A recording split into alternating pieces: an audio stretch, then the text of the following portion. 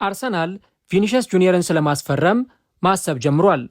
መድፈኞቹ ይህንን ተጫዋች ለማስፈረም መረጃዎችንም እያጠያየቁ ነው። በሪያል ማድሪድ ቤት ኮንትራቱ ሊያልቅ 1 ዓመት ብቻ የቀረው ቪኒሺየስ በስፔኑ ክለብ ውሉን የማያራዝም ከሆነ ቀጣይ ማረፊያው አርሰናል ሊሆን እንደሚችል ታማኝ የመረጃ ምንጮች እየዘገቡ ይገኛሉ። የቪኒሺየስ የሪያል ማድሪድ የኮንትራት ጉዳይ እንዴት ያለ ነው? አርሰናልስ በእርግጥም ይህንን ተጫዋች ሲያስፈርመው እንመለከት ይሆን? እነዚህን ጉዳዮች በዛሬው ፕሮግራማችን ላይ እንመለከታቸዋለን። ሰላም አድማጮች፣ እንዴት ናችሁ? እግዚአብሔር ይመስገን እኔ በጣም ደህና ነኝ። የምትገኙት አራዳ ሜዳ ኦፊሻል ዩቱብ ገጻችን ላይ ነው። ለቻናሉ አዲስ ከሆናችሁ ቻናሉን ሰብስክራይብ፣ ቪዲዮን ደግሞ ላይክ እያደረጋችሁ ፕሮግራሙን መጀመራችሁን አስታውሱ።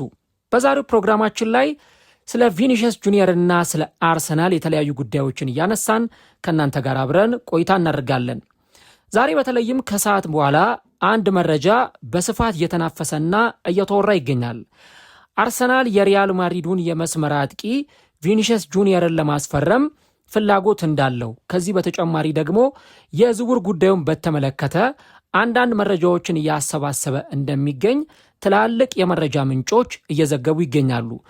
ዚ አትሌቲክ ላይ ታማኝ መረጃዎችን በተለይም ደግሞ ከዝውውር ጉዳይ ጋር ተያይዞ ተአማኝነት ያላቸውና 100% ተቀባይነት ያላቸውን መረጃዎች በመዘገብና በማውጣት የሚታወቀው ዴቪድ ኦርንስታይን በዚ አትሌቲክ ዘገባው ላይ በተለይም ደግሞ አርሰናል ይሄንን ተጫዋች ለማስፈረም ኤክስፕሎር እያደረገ እንደሆነ፣ ያው ኤክስፕሎር እያደረገ ነው ማለት አንድም እያሰበ ነው፣ ሁለትም ደግሞ ተጫዋቹን ለማስፈረም መረጃዎችን እያሰባሰበ ነው። ያ ማለት የተጫዋቹ የደሞዝ ጉዳይ፣ የተጫዋቹ የዝውውር ገንዘብ፣ የተጫዋቹ ፍላጎት፣ ወኪሎቹ ስለዚህ ዝውውር ምን ይላሉ፣ እነዚህን ነገሮች ሁሉ አርሰናል እያጠያየቀ እንዳለ ዴቪድ ኦርንስታይን በዚህ አትሌቲክ ዘገባው ላይ ይህንን መረጃ ይዞ ወጥቷል ማለት ነው። እና እንደዚህ አትሌቲክ ዘገባ ከሆነ ራሱ ዴቪድ ኦርንስታይን እና ጄምስ ማክኒኮላስ እንደዘገቡት ከሆነ ይህ ብራዚላዊው የሪያል ማድሪድ የመስመር አጥቂ ቪኒሺየስ ጁኒየር በሪያል ማድሪድ ቤት ውሉን የማያራዝም ከሆነ ኢፍ ነው ያሉት፣ ኢፍ ሂ ዳዝ ናት ኤክስቴንድ ሂዝ ኮንትራት፣ በሪያል ማድሪድ ቤት ውሉን የማያራዝም ከሆነ ቀጣይ ማረፊያው አርሰናል ሊሆን ይችላል የሚሉ መረጃዎችን ይዘው ወጥተዋል ማለት ነው። ይህ ጉዳይ የአርሰናል ደጋፊዎችን አሁንም ድረስ እያነጋገረ የሚገኝ ጉዳይ ነው። ምክንያቱም ቪኒሺየስ ጁኒየር በጣም ትልቅ ተጫዋች ነው፣ ቢግ ፊገር የሆነ ተጫዋች ነው። ባለፉት ጥቂት ዓመታት ኮከብ ተጫዋቾች ብለን ስንጠራ ከምናነሳቸው ተጫዋቾች መካከል አንዱ ቪኒሺየስ ጁኒየር ነው። ታዲያ አርሰናል ይህንን ተጫዋች ሊያስፈርመው ይፈልጋል፣ ሊያስፈርመው መረጃዎችን እያጠያየቀ ነው፣ ኤክስፕሎር እያደረገ ነው የሚል መረጃ ሲወጣ በአንድም በሌላም ምክንያት ደጋፊዎችን ማጠያየቁና ማነጋገሩ አይቀሬ ጉዳይ ነው፣ የሚጠበቅም ነገር ነው። እና ታዲያ አሁን በርካቶች የተናገሩ የሚገኙት ቪኒሺየስ ጁኒየር የምርም አርሰናልን ይቀላቀላል ወይ፣ ይህ ዝውውር ፖሲብል የሆነ ዝውውር ነው ወይ የሚል ጥያቄ ማንሳት ትክክለኛና ተፈጥሯዊ ይሆናል። መጀመሪያ ግን ይህ ዝውውር የሚሳካ ነው ብለን ወይም የማይሳካ ነው ብለን ድምዳሜ ላይ ከመድረሳችን በፊት መጀመሪያ ልናረጋግጥ የሚገባው አንዱ ነገር የተጫዋቹ የሪያል ማድሪድ ቆይታው ምን ይመስላል የሚለውን ነገር ከግምት ውስጥ ማስገባት ያስፈልጋል። አሁን ባለው ነባራዊ ሁኔታ ስንመለከት የቪኒሺየስ የሪያል ማድሪድ ኮንትራት ሊያበቃ የቀረው 12 ወራት ብቻ ነው፣ ወይም ደግሞ የ1 ዓመት ጊዜ ብቻ ነው የቀረው። ቪኒሺየስ ስለ ኮንትራት ማራዘም ጉዳይ በተመለከተ መረጃዎች ይወጡ የነበሩት አሁን በጥቂት ሳምንታት ወይም በጥቂት ወራት ጊዜ ውስጥ አይደለም። ገና ሻቢ አሎንሶ ከሪያል ማድሪድ ሳይለቅ በፊት፣ ከሪያል ማድሪድ ከመውጣቱ በፊት ቪኒሺየስ ኮንትራቱን ያራዝማል አያራዝምም የሚሉ በርካታ ጥያቄዎች ይነሱ ነበር እና እንደውም በርካቶች በቃ እሱ በጣም ከፍተኛ ደሞዝ እንደ ኬሊያን ኤምባፔ አይነት ከፍተኛ ደሞዝ እንዲከፈለው ይፈልጋል፣ ከፍተኛ ትሪትመንት እንዲደረግለት ይፈልጋል፣ ወይ ደግሞ ከአሰልጣኙ ሻቢ አሎንሶ ጋራ ስምምነት የለውም፣ ስለዚህ ኮንትራቱን ለማራዘም ፈቃደኛ አይደለም። እነዚህ ጉዳዮች ሲወጡ ቆዩ። ከዛ ደግሞ ሻቢ አሎንሶ ከለቀቀ በኋላ አሁን ቪኒሺየስ ተመልሷል፣ ኮንትራቱን ሊያራዝም ነው፣ በሪያል ማድሪድ ደስተኛ ነው፣ በሪያል ማድሪድ ቤት መቆየት ይፈልጋል የሚሉ የተለያዩ መረጃዎችን ስንሰማ ቆይተናል። አሁን ከእንደገና ያ ጉዳይ አገርሽቶ በድጋሚ ቪኒሺየስ ኮንትራቱን ያራዝማል ወይስ ደግሞ አያራዝምም የሚል ጥያቄ የሚነሳበት ወቅት ላይ ደርሰናል ማለት ነው። እና ተጫዋቹ አሁን ባለው ሁኔታ በሪያል ማድሪድ ያለው ቆይታ እስካልተረጋገጠ ድረስ እርግጠኛ ሆኖ በሚቀጥሉት ዓመታት በሪያል ማድሪድ ቤት ይጫወታል ብሎ እርግጠኛ ሆኖ መናገር አይቻልም። ይሄ አንደኛው ጉዳይ ነው፣ እስካሁን ድረስ ኮንትራቱን ያለማራዘሙ ጉዳይ። ሁለተኛውና ሌላኛው አነጋጋሪው ነገር ደግሞ ሪያል ማድሪድ ኮት ደቯራዊውን የመስመር አጥቂ በተለይም ደግሞ ሊቨርፑል ሊያስፈርመው በጣም ይፈልገው ነበር። ያን ዲዮማንዴን ለማስፈረም እጅግ በጣም ገፍቶ እየሄደ ይገኛል። ኢቭን የሚጠየቀውን ገንዘብ ምናልባትም እስከ 120 ሚሊዮን ፓውንድ ድረስ ለዚህ ተጫዋች ዝውውር በማቅረብ ተጫዋቹን የግላቸው ማድረግ ይፈልጋሉ የሚሉ መረጃዎች ይወጡ ይገኛሉ። ኢቭን ተጫዋቹም ሪያል ማድሪድን ለመቀላቀል ፍላጎት አለው። ስለዚህ ያም ይሆን ከሆነ ያውም እንደ አንዳንዶች ዘገባ ከሆነ በራሳቸው በዦዜ ሞሪኒዮ ፍላጎት ነው ያን ዲዮማንዴ በሪያል ማድሪድ ራዳር ውስጥ የገባው። ስለዚህ ያን ዲዮማንዴ ይሄን ሁሉ ገንዘብ ወጥቶበት ወደ ሪያል ማድሪድ ሲመጣ የሚጠበቅ ወይም ደግሞ ኤክስፔክት የሚደረግ ነገር አለ። ተጫዋቹ የዦዜ ሞሪኖ የጌም ፕላን ውስጥ እንደሚካተት፣ ከዚህ በተጨማሪ በቋሚነት የመሰለፍ እድልንም ሊያገኝ እንደሚችል መገመት የምንችላቸው ብዙ ነገሮች አሉ እና 100 ሚሊዮን ዩሮ እና ከዛ በላይ ወጥቶበት ሪያል ማድሪድ ይሄን ያህል ገንዘብ ኢንቨስት አድርጎ ይህን ተጫዋች ለቤንች ወይም ደግሞ ለተጠባባቂ ወንበር ነው የሚያመጣው ብሎ ማሰብ አስቸጋሪ ሊሆን ይችላል። በእርግጥ ዦዜ ያሰቡትን ነገር እርሳቸውና ፈጣሪ ብቻ ናቸው የሚያውቁት። ግን እንደዛም ሆኖ የያን ዲዮማንዴ ወደ ሪያል ማድሪድ መምጣት ለቪኒሺየስ ጁኒየር የመውጫ ወንበር ሊጠቁመው ይችላል የሚሉ መረጃዎች በስፋት እንዲወጡ እያስገደደ ይገኛል ማለት ነው። ስለዚህ አሁን አንደኛ ተጫዋቹ ኮንትራቱን አለማራዘሙ፣ ሁለተኛ ደግሞ የያን ዲዮማንዴ ወደ ሪያል ማድሪድ የሚያደርጉ ዝውውር ወደ መጠናቀቁ እየተቃረበ መምጣቱ ወይም ሪያል ማድሪድ የተጫዋቹን ዝውውር ፋይናላይዝ ለማድረግ እጅግ በጣም እየሰራ መሆኑን ስንመለከት ምናልባትም ይሄ ጉዳይ ለቪኒሺየስ ጁኒየር የመውጫ ወንበር ሊያሳየው ይችላል የሚሉ በርካታ ሪፖርቶችን እንድናይ ያደርገናል ማለት ነው። እንደው የሚወጡ መረጃዎችና ሪፖርቶችንም ስንመለከት ቪኒሺየስ ጁኒየር ባለበት እግር ኳስ ክለብ ውስጥ ያን ዲዮማንዴ ወደ ሪያል ማድሪድ እንዲሄድ የማድረግ ስራ በሪያል ማድሪድ እየተሰራ ነው ማለት ምናልባት ከዛ በኋላ ከቪኒሺየስ ጋር አብረው ላይቆዩ እንደሚችሉም ፍንጭ የሚሰጥ ጉዳይ ነው ይላሉ በርካታ የመረጃ ምንጮች እንደሚዘግቡት ከሆነ። ከዚህ በተጨማሪ እንደውም ቤን ጃኮብስ የቪኒሺየስ ጁኒየርን ጉዳይ በተመለከተ አንድ መረጃ አጋርቶ ነበር። የተጫዋቹ ወኪሎች ለሊቨርፑል ተጫዋቹን ኦፈር አቅርበውት ነበር። ማስፈረም ከፈለጋችሁ ቪኒሺየስን ወደ አንፊልድ ሮድ መውሰድ ከፈለጋችሁ ይህን ተጫዋች ማግኘት ትችላላችሁ ብለው ተጫዋቹን ኦፈር አድርገው ነበር ለሊቨርፑል። ነገር ግን ሊቨርፑል ወደ ተጫዋቹ ዝውውር መግባት አንፈልግም ብለው ይህንን ኦፈር ውድቅ አድርገውታል። ምክንያቱም የቪኒሺየስ ጁኒየር ዝውውር አንድ መደበኛ ወይም መካከለኛ የሚባል ዝውውር አይደለም። ምናልባት እስካሁን ድረስ በዓለም እግር ኳስ ካየናቸው ውድ ከሚባሉ ዝውውሮች መካከል አንዱ ሊሆን የሚችል አንድ። ሁለተኛ ደግሞ የተጫዋቹ ደሞዝ ከፍተኛ ነው።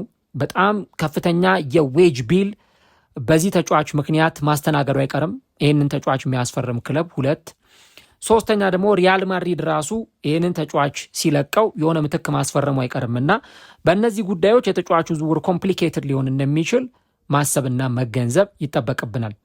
ከዚህ በፊት ከወራት በፊት ተጫዋቹ ከቼልሲ ጋር ሁሉ ስሙ ተያይዞ ሲነሳ እንደነበር እናስታውሳለንና አሁን ባለው የሪያል ማድሪድ ስብስብ ውስጥ በተለይ እንደ ኬሊያን ኤምባፔ፣ ሮድሪጎ ጎዬሽ፣ ብራሂም ዲያዝ አይነት ብዙ ተጫዋቾች እንዳሉ እናውቃለን፣ ራሱ ቪኒሺየስ ጁኒየርን ጨምሮ።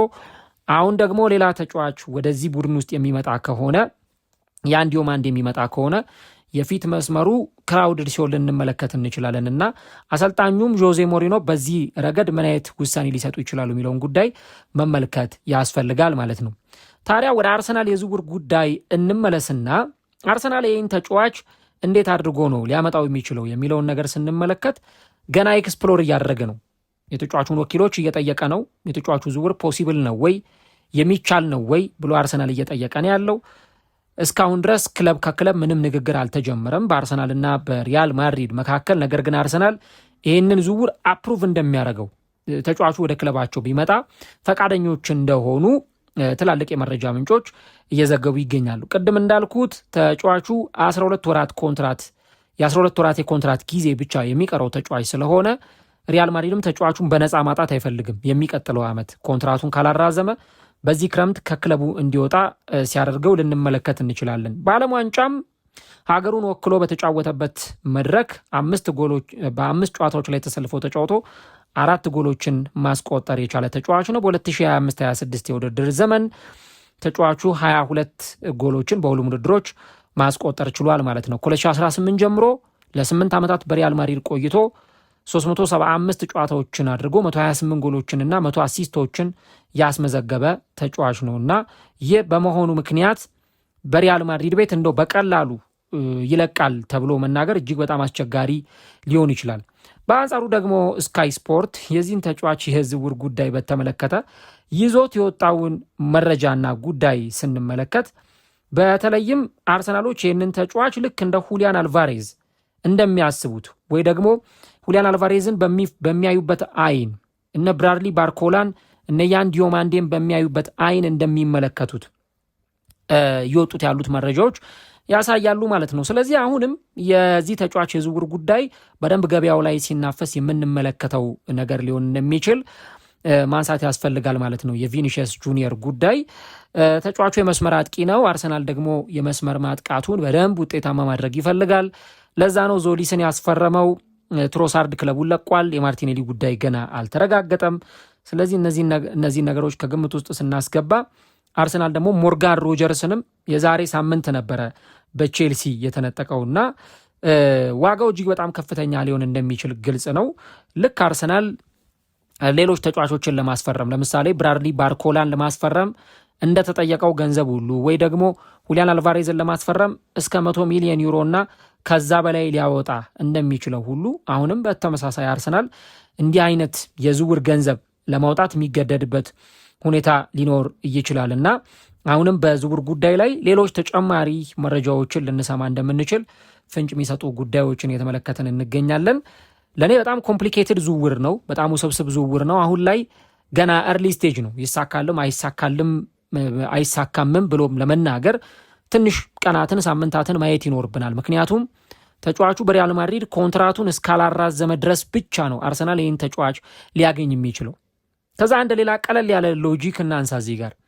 እንደው ተጫዋቹ በሪያል ማድሪድ ቤት ኮንትራቱን አላራዘመም እንበል ወይም ተጫዋቹ ከሪያል ማድሪድ ጋር ይለያያል ብለን ብንናገር ከዛ በኋላ አርሰናል ብቻ ዝውውሩን እየገፋ ይቀጥላል ተብሎ አይጠበቅም። ምክንያቱም ማንቸስተር ሲቲ በጎን ሊመጣ ይችላል፣ ቼልሲ በጎን ሊመጣ ይችላል። ሌሎች በጣም ትልቅ ኢንቨስትመንት አድርገው ተጫዋቾችን ማስፈረም የሚፈልጉ ክለቦች ኢቨን እንደነ ፔዤ አይነት ክለቦች ሁሉ ወደዚህ ተጫዋች ዝውውር ሊመጡ የሚችሉባቸው ድሎች እጅግ በጣም ከፍተኛ ሊሆኑ ይችላሉና ዝውውሩ ከዚህም በኋላ በጣም ብዙ አዳዲስ ርዕሶችን ይዞ የሚመጣ ነገር ስለመሆኑ ማንሳት ያስፈልጋል። ለማንኛውም ግን አርሰናል የዚህን ተጫዋች የዝውውር ጉዳይ በተመለከተ ኤክስፕሎር እያደረገ እንዳለ መረጃዎችን እየጠየቀ እንዳለ እነዚህ መረጃዎች ያሳያሉ። የተጫዋቹ ወኪሎችም ከዚህ በኋላ በስፋት ከአርሰናል ጋር ሊነጋገሩ ይችላሉ። በተለይ ያው ተጫዋቾች ውላቸውን ለማራዘም ብዙ ነገሮች ይጠይቃሉ። የጥቅማ ጥቅም ጉዳይ፣ የደሞዝ ጭማሪ፣ በክለቡ የሚሰጣቸው ቦታ፣ ሌሎች ነገሮችንም ሲጠይቁ ልንመለከት እንችላለን እና ቪኒሺየስ ደግሞ ያን ነገር ማግኘት ካልቻለ ከዚህ ክለብ ሊለቅ የሚችልበት እድል ይፈጠራል ብሎ ማሰብ ትክክለኛ ነገር እንደሚሆን ማንሳት ያስፈልጋል። እናንተ ስለዚህ ጉዳይ ምን ትላላችሁ? በተለይ አርሰናል ቪኒሺየስን የሚያስፈርመው ይመስላችኋል? እስቲ ኮሜንት ላይ የገባችሁ ሀሳብ አስተያየቶቻችሁን ልታጋሩን ትችላላችሁ። የሆኑ ክለቦች ውስጥ ምናልባት እንዲህ አይነት ተለቅ ያሉ ተጫዋቾች ወይ ተለቅ ያሉ ፊገር የሆኑ የተጫዋች ዝውውሮችን በሆነ ጊዜ አንዴ ልንመለከት እንችላለን እና አርሰናልም ምናልባት ይህንን ተጫዋች ማስፈረም የሚችልበትን እድል ሊጠቀም ይችል ይሆናል። አርሰናል ከብዙ ተጫዋቾች ጋር አሁን ስሙ ተያይዞ እየተነሳ መሆኑ ለእንዲህ አይነቱ መረጃ በራችንን ክፍት እንድናደርግም ያደርገናል ማለት ነው። ምክንያቱም አርሰናል ከዚህ ቀደም ከብራድሊ ባርኮላ ጋር ስሙ ተያይዞ ተነስቷል። ከጁኒየር ክሮፒ ጋር ስሙ ተያይዞ ተነስቷል። ከነ ሁሊያን አልቫሬዝ ጋር ስሙ ተያይዞ ተነስቷል። ከነ ኒኮ ዊሊያምስ ጋር ከነ ፌራን ቶሬዝ ጋር አርሰናል በተደጋጋሚ ጊዜ ስሙ እየተነሳ ነው የሚገኘውና አርሰናል እነዚህን ሁሉ ተጫዋቾች እንደማያስፈርም ግልጽ ነው። ግን የፊት መስመሩን ለማጠናከር በጣም ከፍተኛ ፍላጎት አለ።